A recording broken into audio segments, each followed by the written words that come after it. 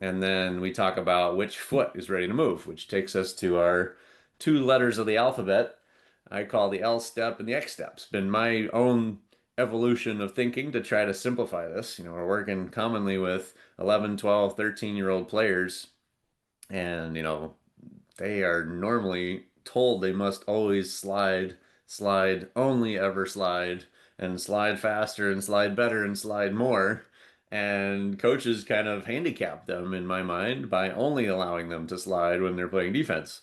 And so the L step is a slide. It's a transition. If you think of an L shape, it's just a 90-degree corner. We're going forward to close out on the perimeter, and then we are sliding sideways to cut off that drive. And with the floor position, the body position, the strategy stacked on this of forcing the ball back toward the pass, we can do a lot of good work by anticipating that direction they're going to drive. If we overplay one side, we know they're going to have to drive the other side, then our efficiency of footwork can be a lot better, making that L-shaped step from forward to sideways, because we know where they're going to have to drive before they decide that they're going to drive that way.